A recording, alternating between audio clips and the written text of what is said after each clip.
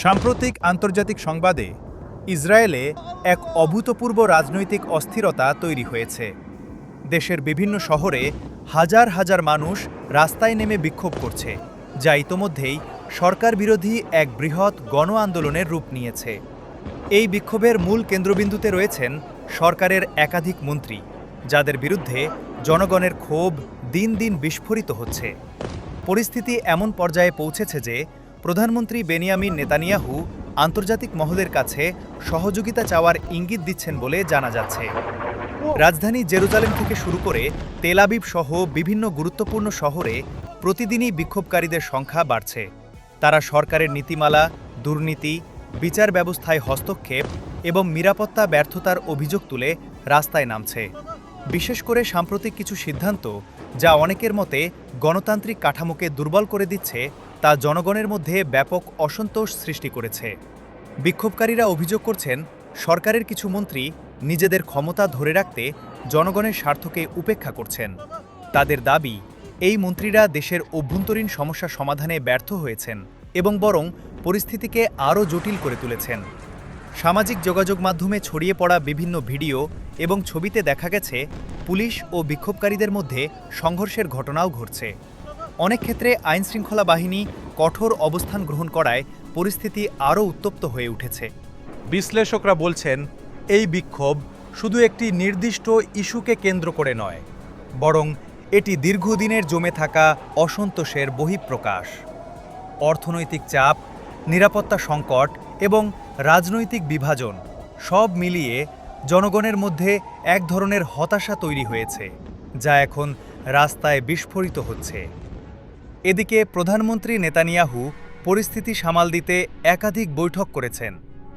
তিনি তার ঘনিষ্ঠ মন্ত্রী ও নিরাপত্তা উপদেষ্টাদের নিয়ে জরুরি আলোচনা চালিয়ে যাচ্ছেন।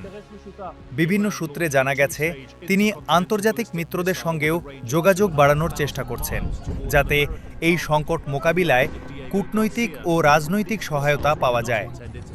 সরকারের পক্ষ থেকে বলা হচ্ছে, বিক্ষোভ গণতন্ত্রের একটি অংশ হলেও কিছু গোষ্ঠী পরিস্থিতিকে অস্থিতিশীল করার চেষ্টা করছে। তারা অভিযোগ করছে, বিরোধী দলগুলো এই আন্দোলনকে উস্কে দিচ্ছে এবং রাজনৈতিক ফায়দা লুটতে চাইছে। তবে বিরোধী নেতারা এই অভিযোগ অস্বীকার করে বলেছেন, এটি সম্পূর্ণ জনগণের স্বতঃস্ফূর্ত আন্দোলন এবং সরকারই এর জন্য দায়ী। বিক্ষোভকারীদের অন্যতম প্রধান দাবি হল বিতর্কিত নীতিমালা বাতিল করা এবং সংশ্লিষ্ট মন্ত্রীদের পদত্যাগ। তারা মনে করছেন, এসব পদক্ষেপ না নেওয়া হলে দেশের গণতান্ত্রিক কাঠামো আরও দুর্বল হয়ে পড়বে। অনেকেই আশঙ্কা করছেন, এই পরিস্থিতি দীর্ঘস্থায়ী হলে দেশের অর্থনীতি এবং আন্তর্জাতিক সম্পর্কেও নেতিবাচক প্রভাব পড়তে পারে। বিশেষজ্ঞরা আরও বলছেন, এই সংকট শুধু রাজনৈতিক নয়, এটি সামাজিক ও অর্থনৈতিক দিক থেকেও গভীর প্রভাব ফেলছে। বিনিয়োগকারীদের আস্থা কমে যাচ্ছে, পর্যটন খাত ক্ষতিগ্রস্ত হচ্ছে এবং সাধারণ মানুষের জীবনযাত্রার ব্যয় বেড়ে চলেছে। ফলে সরকারের ওপর চাপ ক্রমেই বাড়ছে। আন্তর্জাতিক মহলও এই পরিস্থিতির দিকে গভীরভাবে নজর রাখছে। বিভিন্ন দেশ ও সংস্থা শান্তিপূর্ণ সমাধানের আহ্বান জানিয়েছে এবং সকল পক্ষকে সংযম প্রদর্শনের পরামর্শ দিয়েছে। অনেকেই আশঙ্কা করছেন, পরিস্থিতি নিয়ন্ত্রণের বাইরে চলে গেলে তা পুরো অঞ্চলের স্থিতিশীলতার ওপর প্রভাব ফেলতে পারে। বর্তমান পরিস্থিতিতে সবচেয়ে বড় প্রশ্ন হল, সরকার কিভাবে এই সংকট মোকাবিলা করবে। প্রধানমন্ত্রী নেতানিয়াহু কি বিক্ষোভকারীদের দাবি মেনে নেবেন নাকি কঠোর অবস্থান বজায় রাখবেন, তা এখনও স্পষ্ট নয়। তবে একটি বিষয় পরিষ্কার, এই বিক্ষোভ ইসরায়েলের রাজনৈতিক ইতিহাসে একটি গুরুত্বপূর্ণ মোড় হিসেবে বিবেচিত হতে পারে।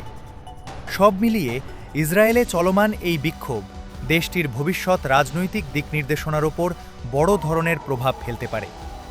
জনগণের ক্ষোভ, সরকারের অবস্থান এবং আন্তর্জাতিক প্রতিক্রিয়া সবকিছু মিলিয়ে পরিস্থিতি অত্যন্ত জটিল আকার ধারণ করেছে। এখন দেখার বিষয়, এই অস্থিরতা কত দ্রুত প্রশমিত হয় এবং এর ফলাফল দেশটির রাজনৈতিক ও সামাজিক কাঠামোকে কতটা পরিবর্তন করে।